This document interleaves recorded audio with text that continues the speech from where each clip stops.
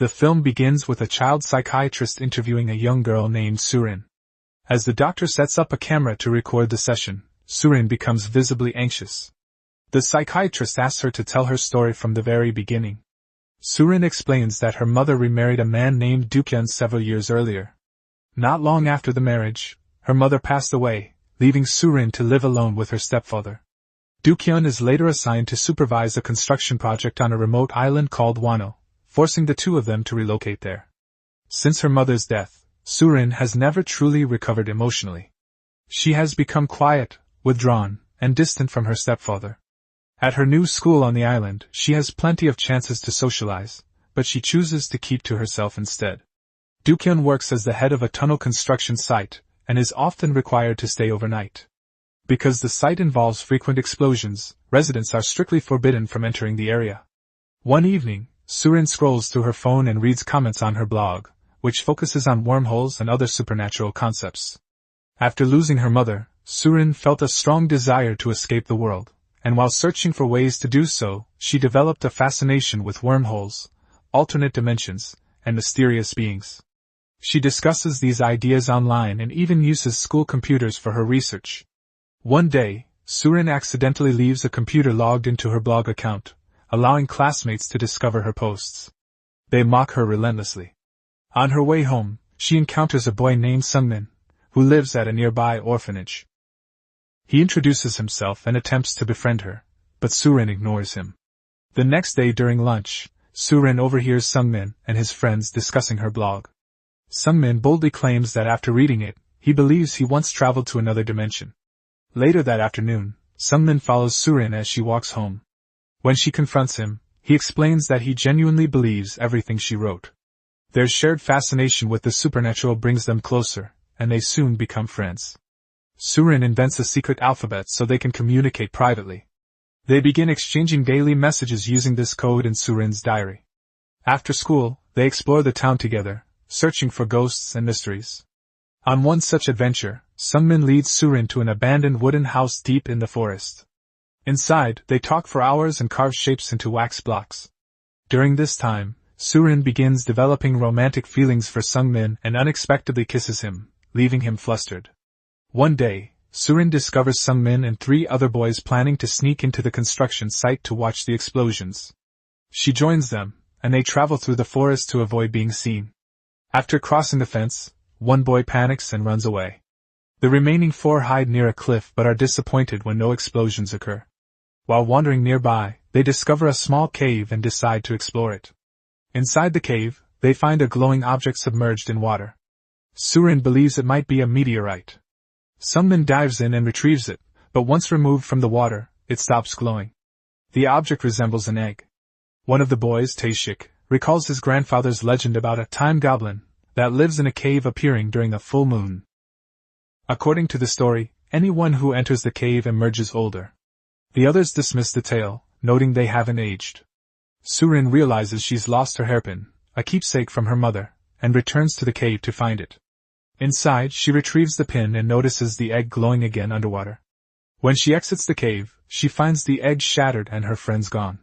She searches frantically through the forest until nightfall, eventually becoming lost and spending the night alone.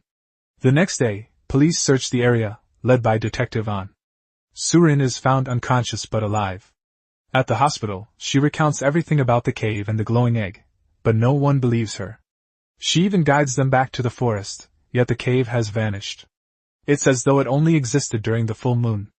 Later, authorities discover the body of one missing boy, Jae-wook, buried underground on a beach 20 kilometers away. He died from an asthma attack, and because someone buried him, the case shifts from a disappearance to suspected kidnapping. Weeks pass with no sign of the remaining boys. Surin retreats into herself, becoming isolated once more. One evening, Surin hears movement outside her home and sees a man running into the woods. She follows him deep into the forest. Eventually, she collapses, and the man stops. He approaches her and claims he is Sungmin. Shocked, Surin runs away in tears and tells Dukyun what happened. The police search the woods, believing the man to be the kidnapper. Surin later tells Detective An that the man was impersonating Sungmin. During the investigation, police find Surin's diary. She is stunned to see it filled with Sungmin's coded messages. Using their secret language, he describes what happened after she returned to the cave. Curious about the egg, the boys broke it, only to find it empty. When Surin didn't return, Sungmin entered the cave and saw her frozen in place. Soon, he noticed water droplets and birds suspended midair. Time had stopped for everyone except the boys. They explored the frozen world freely, enjoying unlimited food, play, and rest. After a month, boredom set in, and they tried escaping the island, only to realize the ocean was frozen too. Eventually, Jae-wook's asthma worsened, and his inhaler stopped working. He died in front of them, and they buried his body on the beach. 5 years passed, and the boys grew into teenagers. Still isolated, they hoped time would resume when they turned 20. When it didn't, despair took over. Tae-shik eventually jumped off a cliff. Sungmin followed, but just as he did, time restarted. He survived and watched the world come back to life. After finishing the diary, Surin realizes the truth and rushes to the wooden house, where she reunites with Sungmin. However, CCTV footage leads police to believe he's the kidnapper. Sungmin visits Surin at night, afraid he might hurt himself. The next day, Tae-shik's parents accuse Dukhyun of causing their son's disappearance. Surin and Sungmin visit the orphanage, but Surin is dragged away by her stepfather. That night, Sungmin frees her, and they run away. Surin remembers a second egg in the cave and proposes using it to prove Sungmin's innocence. He refuses, unwilling to let her endure the same isolation he suffered. Dukhyun finds them and attacks Sungmin, but Surin escapes with him. Police eventually track them down. To protect Sungmin, Surin turns herself in and asks him to meet her at the cave. She escapes custody and retrieves the glowing egg, but Sungmin refuses to let her use it and attempts to surrender himself instead. At a cliffside confrontation, Surin falls, dragging Detective on with her. To save them, Sungmin breaks the egg again, stopping time. Surin awakens on the beach moments later, realizing Sungmin has sacrificed another decade. Back home, Surin reconciles with her stepfather and finally calls him Dad.